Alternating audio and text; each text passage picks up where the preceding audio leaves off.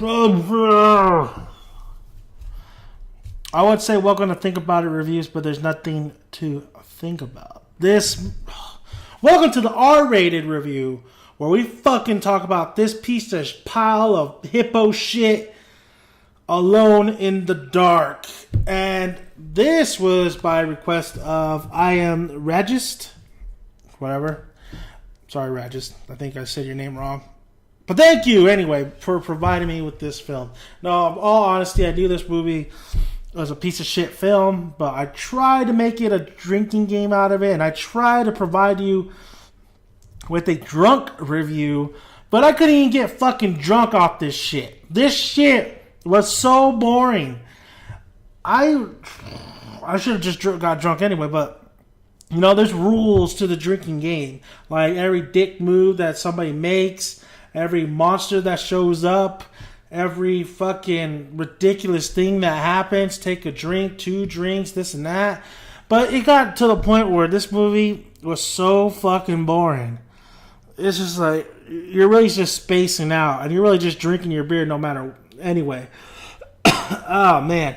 So if you don't know what Alone in the Dark is, it's basically starring Christian Slater, Tara fucking Reid with the boob job, and Toilet Bowl, or Ball, whatever the fuck his name is, alright? Whatever his name is. He's the guy, he's a piece of shit that made House of the Dead, Blood Rain. He's probably one of the worst directors of all fucking time. He's the worst director of all fucking time.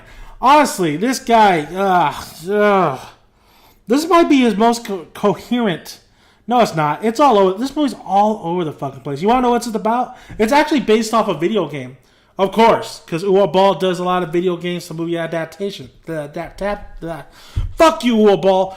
Anyway, so yeah. But he sucks at doing from video games to movies on the big screen. He just sucks at it, alright? He's terrible. He's terrible. This movie has to do with fucking a key, monsters coming out, awful acting, fucking Deacon Frost. I mean, all kinds of shit. That has to do with all kinds of shit that you don't give a fuck about. You don't give a fuck about the characters. You don't give a fuck about Christian Slater. You kind of hope that he kind of dies. I thought this was the movie that he kind of fucking he dies, and it's kind of a shock that he dies in the very beginning. But no. Oh, spoilers, dude? Gives a fuck. Spoilers, you don't need to. No. It doesn't matter. It doesn't fucking matter. He lives through the whole movie. So does Tara Reid. Tara Reid is hardly, if you think about it, she's really just there for eye candy. She is not, like, she doesn't do shit. She's supposed to be, like, assistant to this great archaeologist, whatever the fuck you say that word. Maybe I am still drunk. Anyway, this guy who collects a lot of stuff for the museum and blah, blah, blah. Tara Reid's the assistant.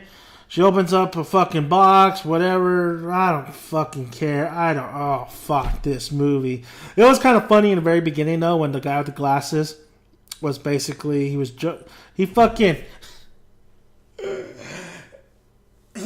fucking Christian Slater in a taxi cab driver. And this is great. Because the taxi cab driver's in the front. And he's actually the guy from Rampage, if you ever seen that movie. And fucking Christian Slater, he's about to get rammed by a car. So he gets out, and he's going to jump out of the way.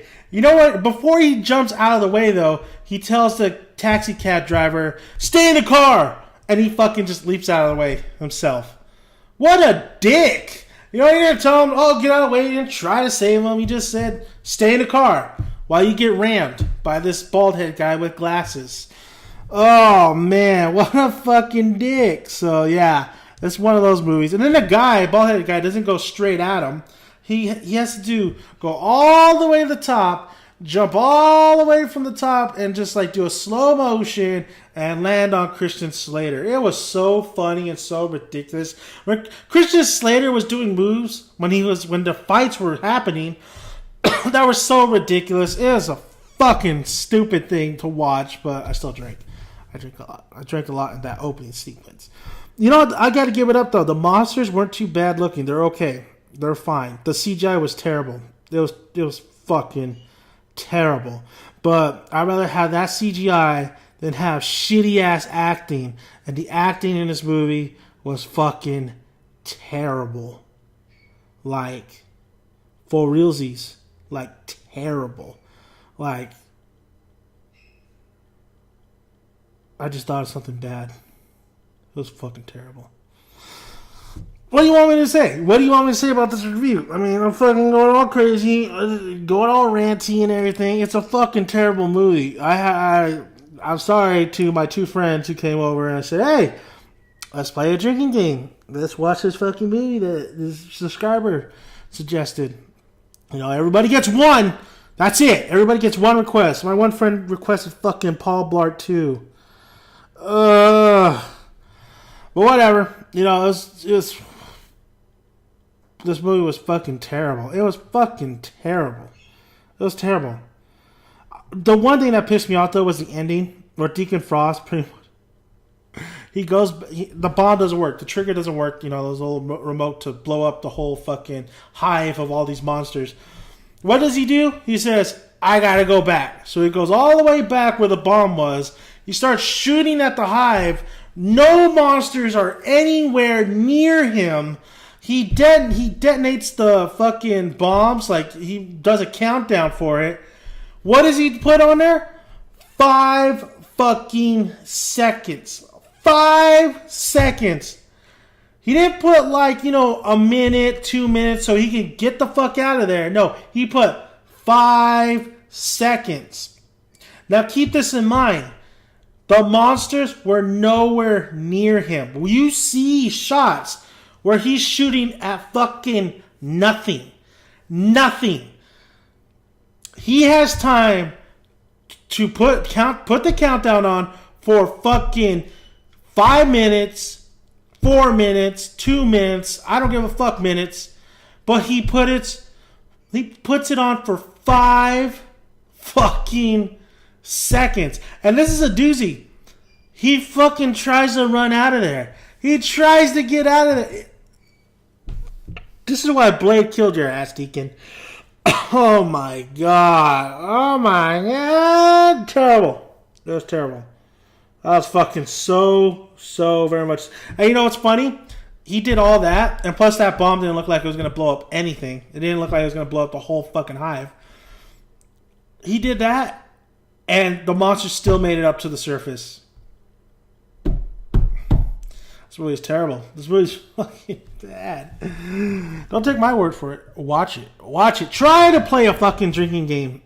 I think I still drank, but I think how terrible the movie was and my like thinking like, when is this shit gonna end? Like everything just like kind of just, maybe I have to get drunk. I have to be happy or laughing when I get drunk. There was some laugh out moments, you know, in this movie, but God, it was fucking boring. This movie was so fucking boring. It was so fucking boring. It was boring. That's really all I had to talk about it. It was fucking boring.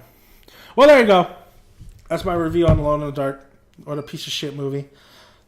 Can't wait for Paul Blart 2. And then I'm going to do the VIP experience in the movie theater so I can drink. So every time... Oh, they're expensive though. Maybe I'll just take Jaeger with me. I don't know. What a fucking piece of shit movie. So, there you go. There's your review. Subscribe and like. But don't watch that movie. Just don't watch the movie. Just promise me you won't watch the movie. That was a terrible movie. Alright guys. I'm out of here.